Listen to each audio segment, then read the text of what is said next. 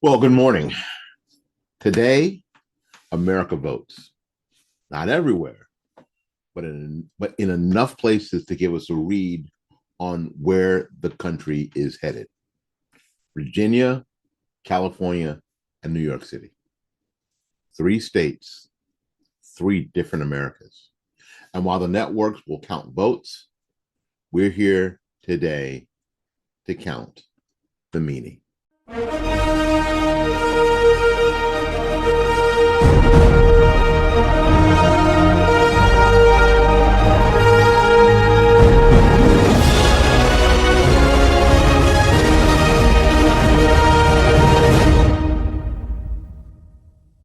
Virginia's polls close first, and that's no accident.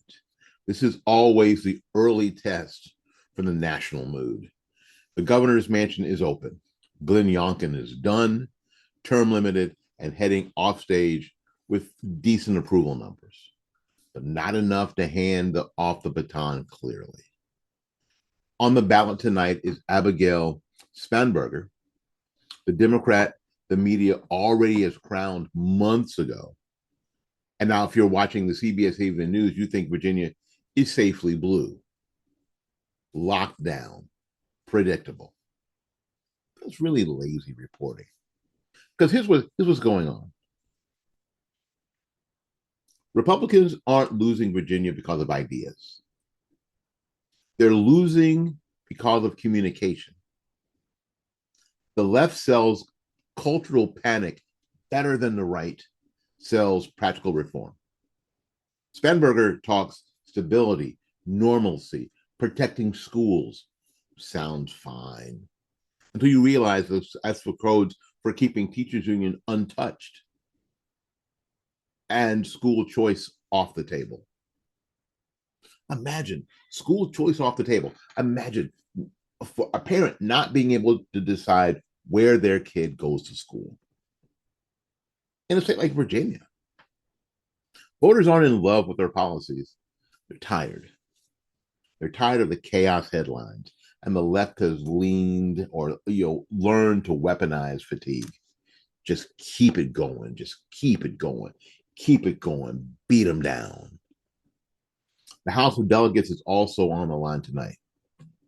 That's where state tax, school, and policing policies actually live.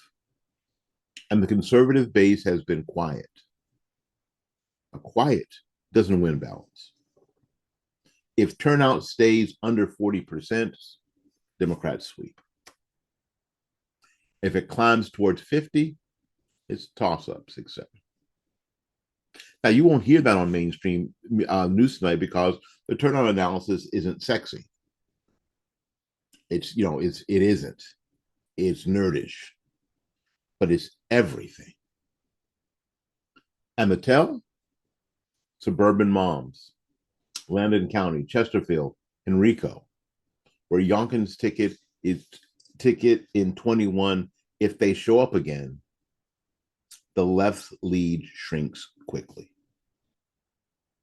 Now, before we go on, a quick word from our friends at 7 Weeks Coffee. Pro-life, mission-driven, and unapologetic about both. Every bag supports pregnancy centers nationwide. You can drink your morning brew and still fund something that matters. At 7weekscoffee.com/fightbackmedia, because values shouldn't end at your cup.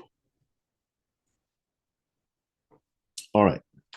Now, if Spanberger wins big tonight, expect the press to declare a return to normalcy. But if the GOP holds ground, even within 5 points, 3 points, that's the canary in the coal mine. It means Americans still crave policy sanity. So keep an eye on Virginia's 7th district early. Those returns will whisper tomorrow's headlines. Now, while the East Coast analysts sip their lattes and guess exit polls, the West Coast is redrawing the map literally. Prop 50 also called Fair Representation Amendment. Sounds nice, doesn't it? Oh, the left is so good at naming stuff. It could be called the Fair Representation and Food for Infants Amendment. Ooh, right? That's what they're really good at. So let's dig in. This measure hands redistricting powers back to the legislature. Now, in California, which means Democrats drawing their own seats. California, if you didn't already know, because sometimes we live where we live and we have this opinion or this thought that everywhere is at least similar to where we live. California is a one-party state, which is why this is all performative because California is a one-party state. Here's how they do it. Where we live here in Florida, the Republicans have a primary, the Democrats have a primary. If you're write-in, or if you're independent, or if you're with a national guava party, you may also have a primary. But then everybody dukes it out in the general. Right? That's not how it works in California. Go on the ballot, and the top two or top three candidates fight it out in the general. Everybody's tossing the same pot. So you could easily have two Democrats at the end in the general. Yeah. The problem is then you don't get the diversity of ideas because the chances of those Democrats having wildly, vastly different ideas or policies is almost nil, right? People are just voting the name they know most of the time, right? They're both Democrats, so you feel that people feel that you can't go wrong. Which is why all this is crazy anyway. So for a Republican to end up in one of those seats is kind of special. And I got to say this because um, I was thinking about my friend the other day, my friend Charlie Huzar, who lived in California, who's gone on to see Jesus now, and that makes me sad. But anyway, I used to tell her that for the most part, California Republicans are just Democrat light for the most part, not entirely, but for the most part, right? But they got to live where they have to survive where they live. I get it. I understand. So all of this is performative, right? All this is performative because most of the representatives from California are Democrat already. There's only a few that are Republican. Only a few. They get the most electoral votes already. Do they not? Yes. So this whole thing is performative to start with. Because Texas did something, California got to do something, right? Anyway. So this independent commission created to keep gerrymandering out of Sacramento would be sidelined. So the independent commission, the outsiders who are supposed to come in and look at this and make sure that everything is cool, screw them. You're done. Thanks so much. And the supporters are saying, now, this is responsive government. You know what it is? It's a coup in the daylight. It's a coup. They weren't getting all of what they need, so the only way to get all of what they wanted, they have all of what they need, obviously already, but all they wanted, they want every single district to be a Democrat district. So you go to the house, you go to their local state house, and it's nothing but Democrats. Can you think of that being a good idea? Anyway, especially in California. So here's what's wild. Most Californians voting yes, they think somehow they're fighting corruption. They're not. They're handing the pen to the same people who already write the checks. Think about that. If Prop 50 passes, a party controlling both chambers and the governor's desk can redraw maps mid-decade, mid-week, whenever population shifts. Translation: permanent incompetency. They could be in office forever, and there'll be nothing anybody can do about it. Now, for conservatives in California, yeah, they can still exist because this is the next great test. Or do they fight for relevance, or do they just abandon the field? Because once they move, they're not going to be in Congress anymore. It's about influence, funding, and policy flow for the next generation. If this passes, they're out. And the Democrats are going to make sure that they're out. They're out. And if you look at California, the Democrats run all the population centers. We saw this in 2012 elections. I was up in Norfolk, Virginia, working with Grassfire Nation, Liberty News back in the day, and we watched the maps of some of these big states, and you think, oh man, all these red counties. The problem is that's farmland. Nobody lives there.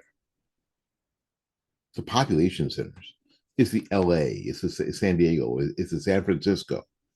It's the Sacramento. It's the places where people live.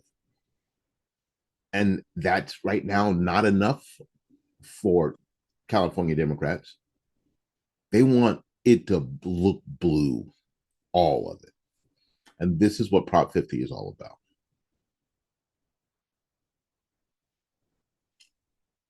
Because once those lines move, it's not about Congress, it's about influence, funding, policy, and flow for a generation. If Prop 50 passes, forget it. California has fallen. I'm just I'm going to be hyperbolic about it. If Prop 50 passes, California has fallen. The national media framed this as Democrats countering Trump's error map in red states. But Trump's not on the ballot. Everything right now is about Trump. It's not. And the right doesn't learn to talk power, not just principle. It'll keep if it does if they don't learn to talk about what this means in like we're doing. This is about power. This is not about principle. This is about power. We'll keep losing. Tonight, early projections show roughly 58% of people leaning yes. That number could tighten.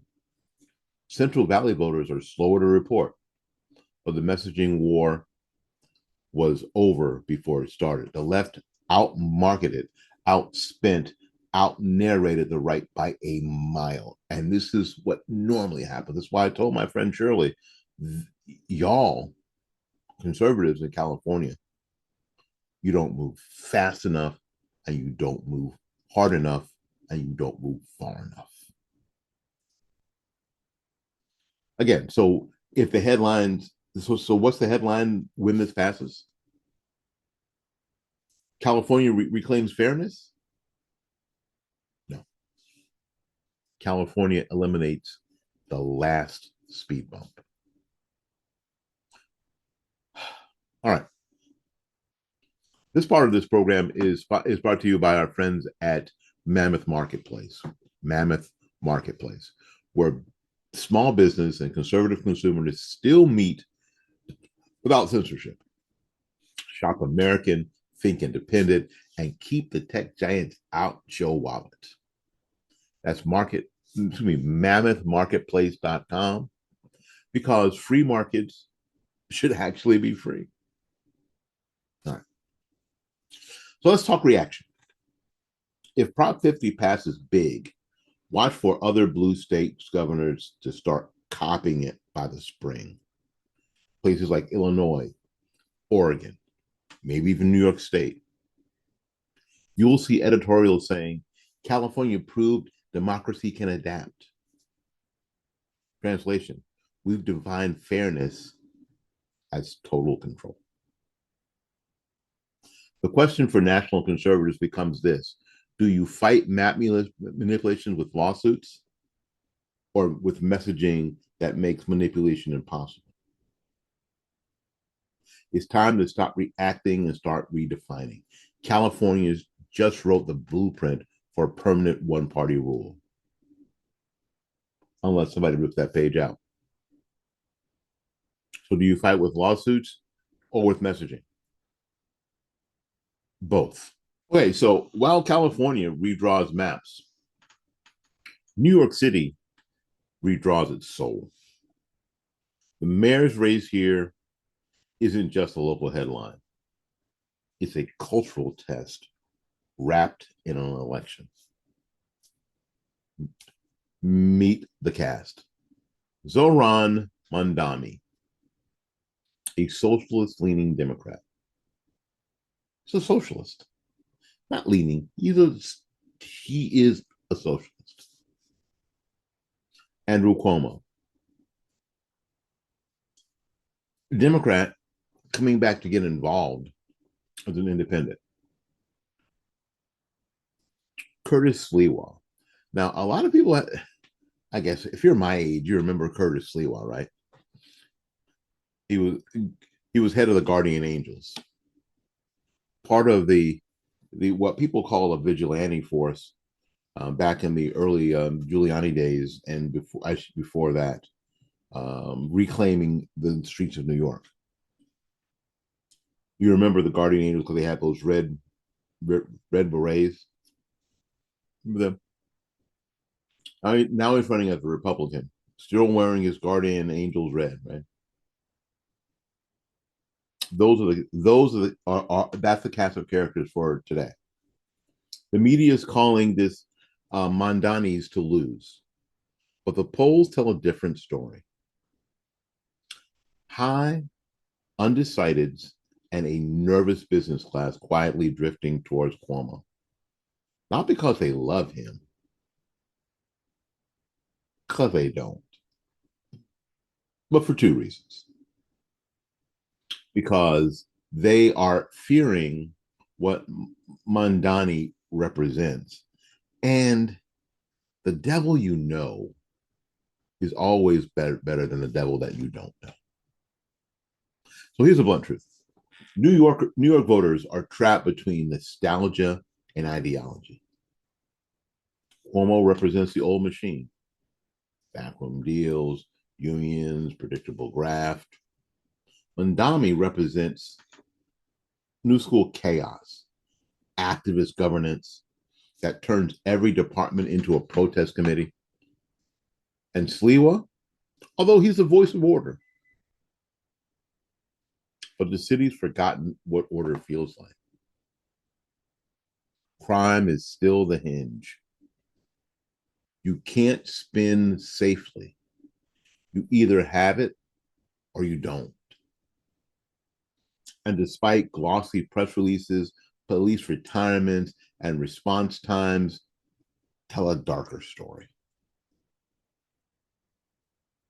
It's our thought that if Mamdani wins tonight, and he might, watch property values, policing, private investment pivot overnight. That won't be ideology. That'll be mathematics. People do not pour money into uncertainty. And for the conservative viewers, here's the bigger takeaway. Urban America isn't lost, it's leaderless. When cities change ideologies over results, they bleed talent and tax base. The question isn't conservatives win cities, it's can cities survive without conservative ideas? And Florida, here in Florida, get ready for traffic to be worse. Because the movie will be Escape from New York. Okay, because this support for voices like this one that can still tell the truth is very important. please join the Morning Report Patreon. It helps keep the lights on. As a matter of fact, the monitor that I'm reading from right now is about to go. It suddenly yesterday went half dark. It went half brightness. Can't reset it. So it's about to be replaced. Can use your help. Now, I'm not talking about a $5,000 monitor.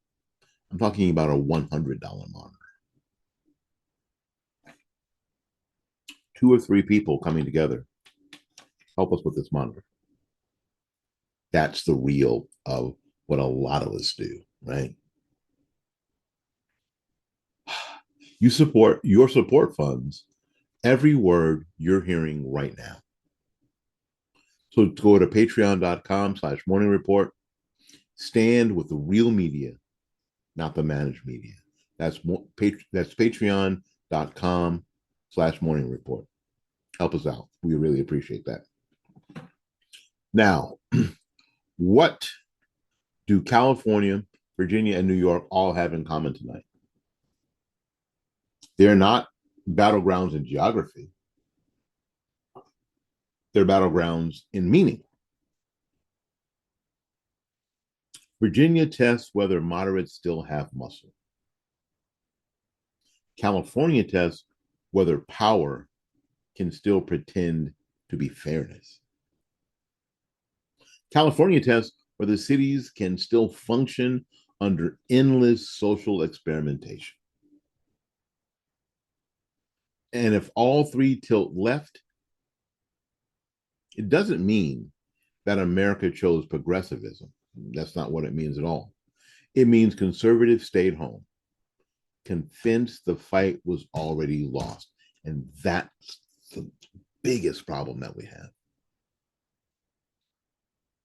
We haven't instilled in our conservative electorate enough fight.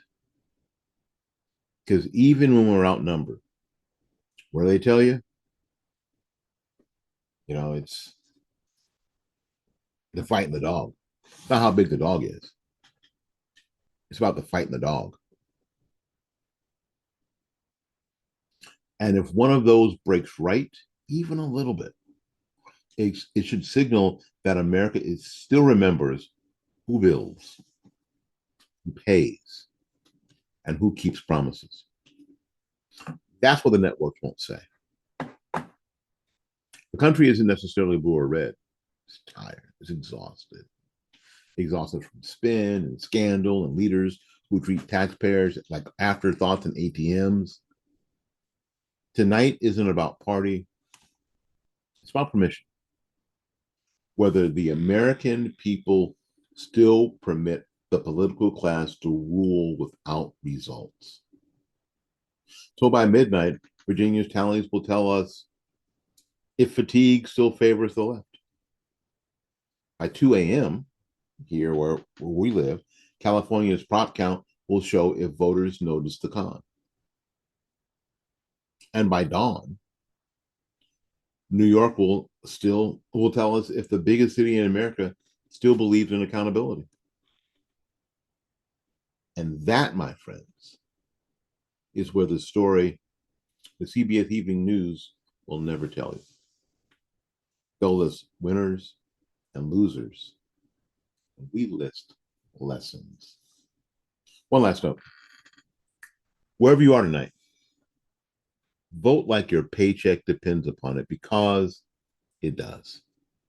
The government doesn't fund you, you fund it, right? Never forget who's the boss in this relationship.